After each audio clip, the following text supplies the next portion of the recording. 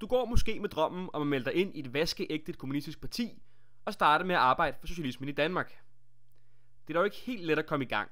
Der er der ikke bare et, ikke to, ikke tre, men hele 4 officielle kommunistiske partier i Danmark, plus det løse. I denne video vil jeg give dig et indblik i de 4 selverklærede kommunistiske partier i Danmark, samt 2 organisationer, der også tilskriver sig kommunismens ideologi. Så sæt dig godt til rette, kammerat. Nu går turen til den yderste venstrefløj i Danmark. That they have all the answers. And Milosevic is a guy that they admire. Du kender måske DKP fra historiebogen i folkeskolen eller et tv-program på DRK. Det er fordi, at DKP var det første og største danske kommunistparti frem til 1991, hvor Berlinmuren og Sovjetunionen faldt. I sin guldalder var DKP op på over 60.000 medlemmer, 18 mandater i Folketinget og flere ministerposter. I dag har DKP dog kun ca. 300 medlemmer, en aldrende fanskare og en ellers okay hjemmeside, som du kan tjekke ud på dkp.dk. Derudover har DKP også andre ting at byde på, som repræsentation i den internationale organisation IMCWP, deres helt egen partiavis kaldet Kommunist, og en Sankt Hansfest, du bare ikke må gå glip af. Politisk er DKP tilhængere af det antimonopolistiske demokrati, og linjen fremført af Sovjetunionens daværende leder, Leonid Brezhnev. Dagen i dag er partiet stadig glad for Rusland, som de mener er en værdig modstander til USA. DKP er tilstedeværelse i hele landet, fordelt på 4 distrikter. Aktiviteterne bærer præg af partiets historie og ender ofte ud i nostalgi. Særligt i maj måned får den gas, når partiet markerer Arbejdernes Internationale Kampdag og Danmarks befrielse kort tid efter. Her bliver der både drukket godt med øl og spist en masse godt dansk pålæg. De hedder jo for helvede Danmarks Kommunistiske Parti. Sidste år blev Kommunistisk Parti Danmark, et andet parti, infusioneret i DKP efter flere års godt samarbejde. Men her, som vi alle troede, at Danmark nu kun skulle regne med 3 kommunistiske partier, gik det ikke helt som forventet. The ISO says Trotsky is the man, and they'll debate it until they all expire. Breaking news! I weekenden den 5. til 6. oktober åbnede Guds himmel og gav Danmark et helt nyt kommunistisk parti, kaldet RKP. Det er dog ikke helt nyt, da partiet før har gået under forskellige navne som Socialistisk Standpunkt, Revolutionære Socialister og nu Revolutionært Kommunistisk Parti. RKP tæller mellem 200 og 300 aktive medlemmer og har 21 afdelinger i det ganske land. Partiet kan indtil videre findes på marxist.dk og revosok.dk, indtil de får en ny hjemmeside, der passer til det nye navn. Førstnævnte er hjemmesiden for partiets velkendte avis Revolution, som du med garanti er blevet presset til at købe til en demonstration for folkemordet i Gaza, hvor retningslinjerne tydeligvis siger ingen partipropaganda. Lidt usmageligt vil nogen mene, men avisen er nu engang meget flot. Politisk er RKP ikke stalinister, som mener at Stalin ødelagde alt i Sovjetunionen, og at alle andre danske kommunister er dumme stalinister, på trods af at stalinisme ikke engang er en rigtig ideologi. RKP mener, at Leon Trotsky, lederen af den røde hær, skulle have væltet Stalin og gjort den russiske revolution international, og dermed starte en total verdenskrig. Du kan lære mere om trotskismen og den permanente revolution i min video om socialismens strategier. RKP er meget aktive og kan især kendes på deres mange plakater, som næsten overgår reptiler terrariemesse eller Bellahøj Krammermarked. Derudover er de meget aktive på universiteter, da de primært organiserer akademiske unge mennesker. Sidst men ikke mindst holder de også Revolutionsfestival og er aktive med eget telt på 1. maj i Fælledparken. Partiet er styret af den internationale organisation kaldet IMT, med afdelinger i hele verden, der laver mere eller mindre det samme alle sammen. Så hvis du har set plakaten "Er du kommunist?" på din ferie til England, så er det nok de samme folk, som jeg nævner her. But I am not sectarian.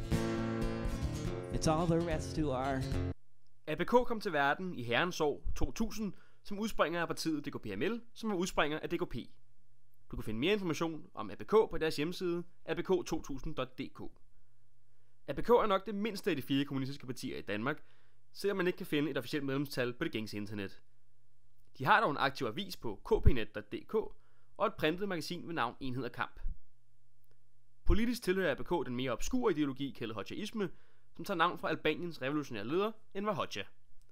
ABK sidder derfor selvfølgelig også i en international organisation af ligesindede hoxhaistiske partier under navnet CIP-OML eller CIPOML. ABK har blandt andet været med til at organisere sygeplejerskestrejken og afholder årligt et større arrangement på kvindernes internationale kampdag. Partiet har hele 3 oktober-bogbutikker i København, Odense og Aarhus, hvor de også holder mindre møder og arrangementer. The CP will just do their thing and pretend that the others don't exist. Er det en fugl? Er det et fly? Eller er det Dansk Kinesisk Forening? Nej, Det er selvfølgelig Kommunistisk Parti, som er fortsættelsen af det gamle DKPML. Du kender måske partiet fra netavisen Arbejderen, eller fra Rød 1. maj i Fælledparken, som de begge står bag. Her kan du ikke købe vand, men masser af øl. KP er det største af de 4 partier, selvom de også holder kortene tæt, hvad angår et officielt medlemstal. Partiet har afdelinger i hele landet, men er ikke medlem af en international paraplyorganisation. I stedet har de gode forbindelser til ligesindede partier, som det svenske Kommunistiske Partiet. Politisk er KP også tilhængere af det antimonopolistiske demokrati, og er særlig glade for det moderne Kinas politiske udvikling.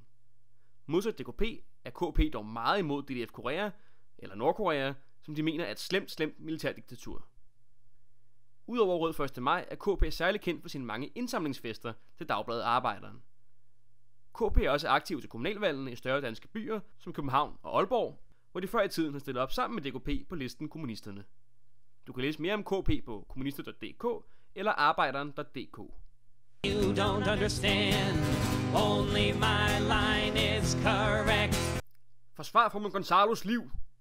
Hvis du kommer meget på Nørrebro, har du måske set væggeaviser og plakater fra den mystiske organisation Antiimperialistisk Aktion, tidligere kendt som Antiimperialistisk Kollektiv.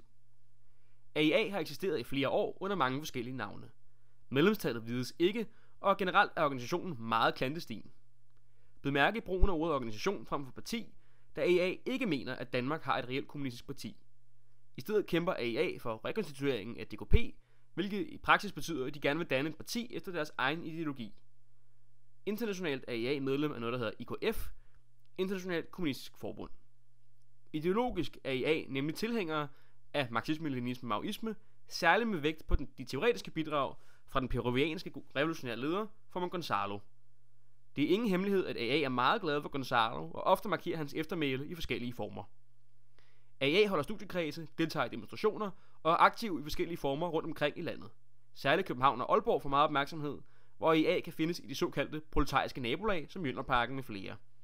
Vil du vide mere om AA, kan man finde det meste om deres virke på siden rødefane.org.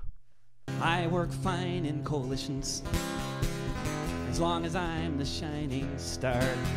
Nå, nu til rosinen i pølseenden, nemlig DKU, der blev stiftet i 2021 som afløser for ungkommunisterne. DKU har dog ikke noget at gøre med det historiske ungdomsparti for DKP af samme navn, der blev nedlagt i 1991. DKU er heller ikke rigtigt et parti, ej heller en ungdomsorganisation for noget parti. DKU er en kommunistisk organisation, der organiserer unge mennesker op til alderen af 35 år. I dag tillader DKU ikke dobbeltmedlemskab, så man kan altså ikke være med i DKU og et andet parti også. På det internationale område samarbejder DKU med organisationen WFDY, World Federation of Democratic Youth, men har også mange andre samarbejdspartnere. Politisk gennemgår DKU en rygende udvikling, og har på sin seneste kongres erklæret sig som en marxistisk-leninistisk-maoistisk organisation. Men modsat AA er DKU dog ikke de store tilhængere fra Gonzalos linje. I stedet drager man stor inspiration fra revolutionerne i Filippinerne og Indien.